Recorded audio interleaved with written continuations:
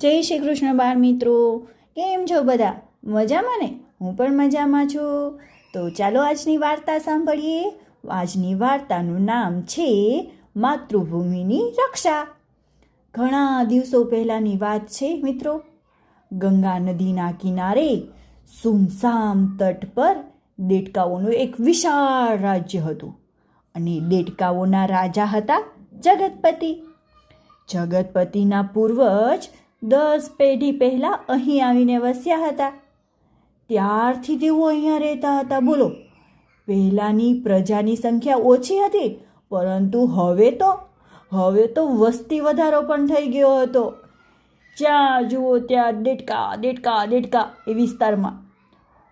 વર્ષા ઋતુ આવી. દરેક દેડકો ફૂલાતો હતો, ખુશ હતો.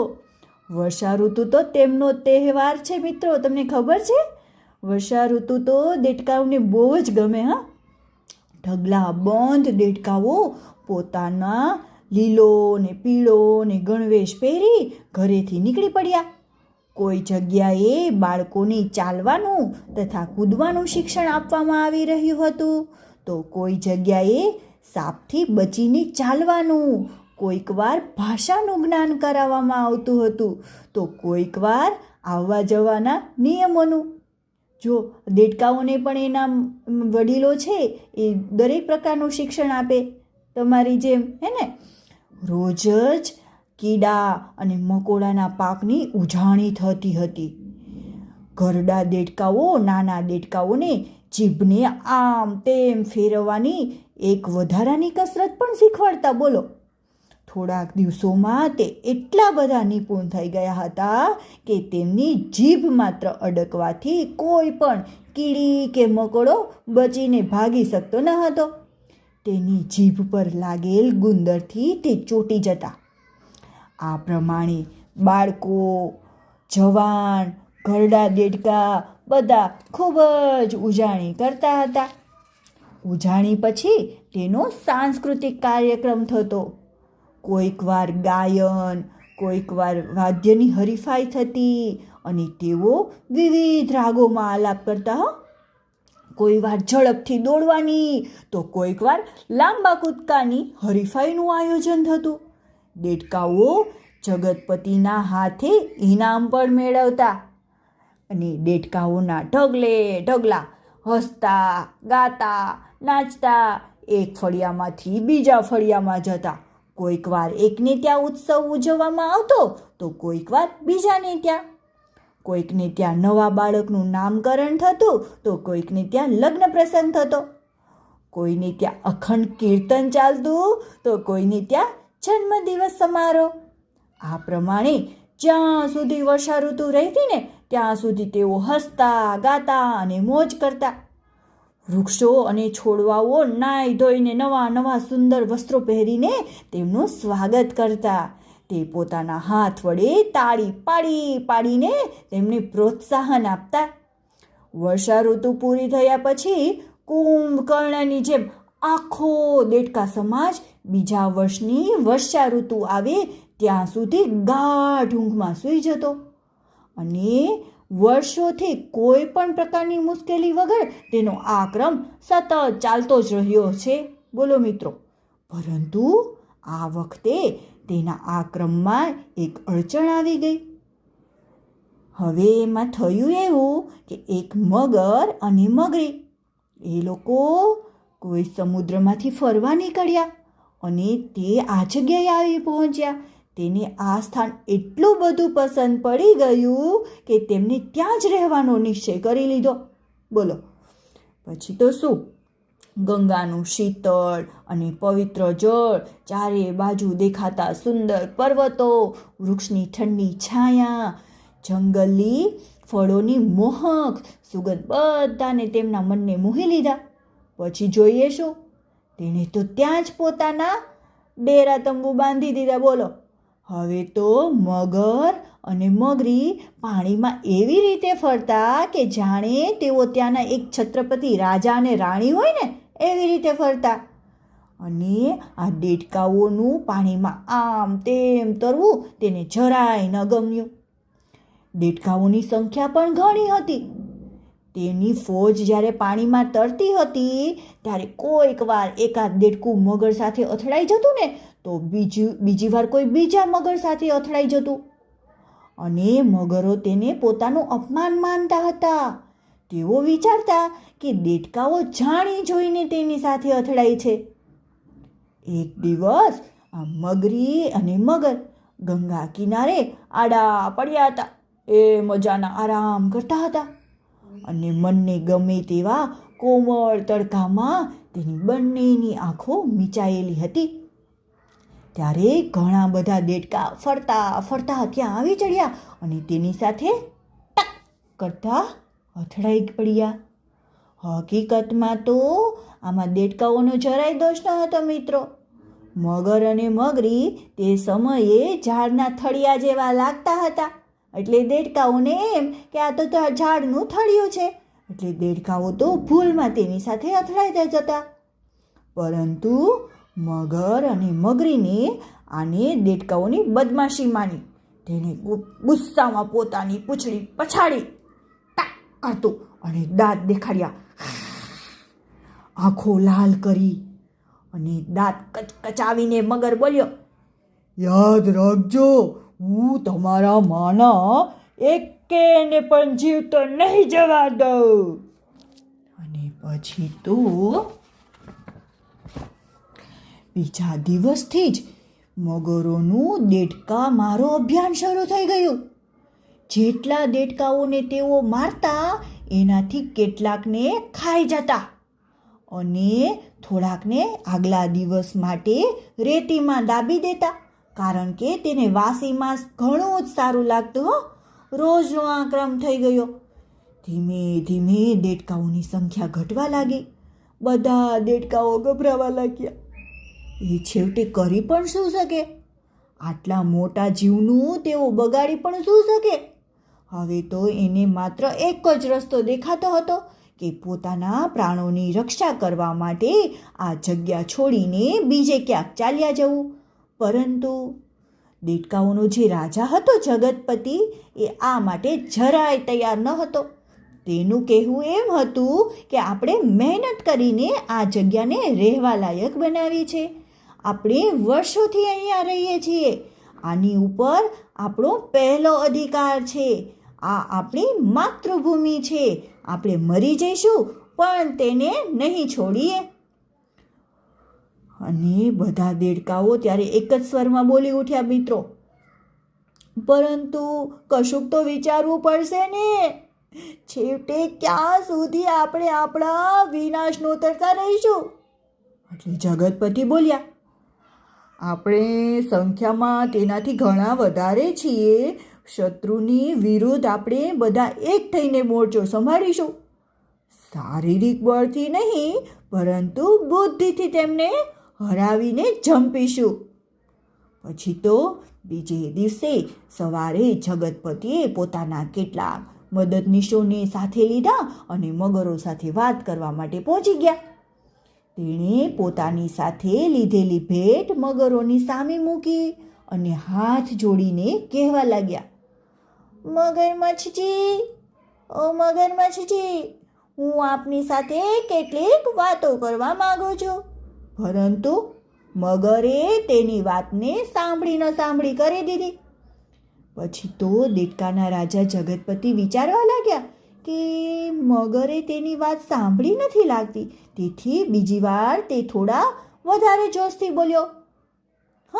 એટલે મગરે તો ગુસ્સામાં આંખો કાઢી અને હુંકાર કરતા કહ્યું, શું છે પાણીના કીડા? જગતપતિને તો આ ખૂબ જ ખરાબ લાગ્યું. પછી કહે, આપે આવું કહેવું ના જોઈએ મગરમચ્છજી. આપણે બધા એકબીજાની સાથે પ્રેમથી હળીમળીને રહીએ એ જ વધારે સારું છે. ભગવાનની દૃષ્ટિમાં બધા એક સરખા છે. કોઈ નાનો નથી કે કોઈ મોટો નથી. મગર તો ગુસ્સે થયો અને જોશથી ગુસ્સામાં બોલ્યો, ગરજ્યો, બહુ મોટી મોટી વાતો ના કર. કઈ બાબતમાં તું મારા સમાન છે? બોલ જોઈ. જગતપતિ બોલ્યો, દરેક બાબતમાં. મગર કહે, શરત મારવી છે? જગતપતિ કહે, હા જરૂર. પછી મગર કહે, અને પછી જગતપતિ શું કહે ખબર? જો વધારે અભિમાન ના કરીશ, હારીશ ને તો અહીંથી કાયમના માટે ભાગી જવું પડશે, એવું જગતપતિએ કીધું. તો મગર કહે, હા હા સારું સારું, ચલો લગાવીએ શરત. જગતપતિ તો ધીરેથી બોલ્યો, તમે પણ હારી શકો છો હો. આ સાંભળીને મગરને તો ખૂબ જ ગુસ્સો આવી ગયો અને તે બોલ્યો, દુષ્ટ, જીભ ચલાવે છે તું એટલો તુચ્છ છે કે મારી સમજમાં નથી આવતું કે તારી સાથે કઈ શરત લગાવું. જગતપતિ બોલ્યો, આપણે બંને પાણીમાં રહેનારા જીવો છીએ, ચાલો આપણે નદીમાં તરવાની શરત લગાવીએ. જે તરીને જલ્દીથી પેલા ઊંચા પથ્થર પર ચડીને બેસી જાય તેને જીતેલો માનવામાં આવશે. મગરને તો આ શરત ખૂબ જ સામાન્ય લાગી. તે વિચારવા લાગ્યો કે દેડકાઓ જરૂર આમાં હારી જશે. ત્યારે જગતપતિ પૂછી બેઠો, એ પણ બતાવો કે જીતનારને શું મળશે. એટલે ગર્વથી અકળાઈને મગર બોલ્યો, જીતનાર અહીંયા રહેશે અને હારનારાએ અહીંથી ભાગી જવું પડશે. પછી તો પૂરી ફોજ સાથે અહીંથી ભાગવાની તૈયારી હવે તું કરી લેજે દેડકા. અને જો તું શરત તો લગાવે છે પરંતુ કાલે નિશ્ચિત સમય પર તું નહીં આવે તો તારી ખેર નથી. જગતપતિ કહે, હું જરૂરથી આવીશ. પછી તો તે પોતાના સાથીદારો સાથે ત્યાંથી ચાલ્યો ગયો. તેના બધા સાથીદારો ગભરાઈ ગયા હતા. તેઓ સમજી શકતા ન હતા કે રાજાજીને આજે શું સૂચ્યું છે કે આવી શરત લગાવી દીધી. ઘરે જઈને જગતપતિએ 100 જેટલા દેડકાઓને બોલાવ્યા. તે બધા રંગરૂપમાં જગતપતિ જેવા જ દેખાતા હતા.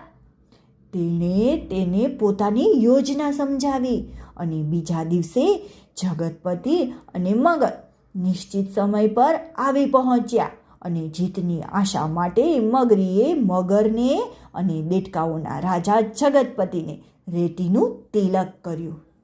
પછી તે બંને પોતપોતાનું પરાક્રમ દેખાડવા પાણીમાં કૂદી પડ્યા ફફાંગ કરતા. હા, અને મગર આરામથી તરી રહ્યો હતો, સર સર. અને તે મનમાં ને મીનમાં વિચારીને ખુશ થઈ રહ્યો હતો કે આજે બધા દેડકાઓ હંમેશના માટે અહીંથી ચાલ્યા જશે. પરંતુ આ શું? જેવું તેણે આગળ જોયું એ તો જોઈને દંગ જ રહી ગયો. જગતપતિ તેનાથી પણ આગળ તરી રહ્યો હતો. એટલે મગરે તો પોતાની ઝડપ વધારી તે ઝડપથી તરવા લાગ્યો, સર સર, જેથી તે જલ્દીથી પથ્થરની ટેકરી પર ચડી શકે. પરંતુ ઝડપથી તરતો હાંફતો મગર રસ્તામાં એ જોઈને આશ્ચર્યચકિત થઈ જતો કે જગતપતિ તેની આગળ જ તરી રહ્યો છે અને પથ્થરની ટેકરી પર પણ તે તેનાથી પહેલા પહોંચી ગયો.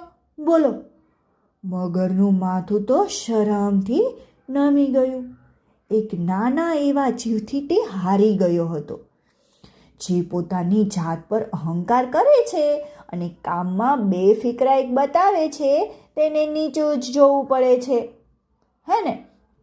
પછી તો શું, પોતાના વાયદા અનુસાર મગર અને મગરી બંને જણા ગંગાનો કિનારો છોડીને ચૂપચાપ હંમેશને માટે ત્યાંથી ચાલ્યા ગયા.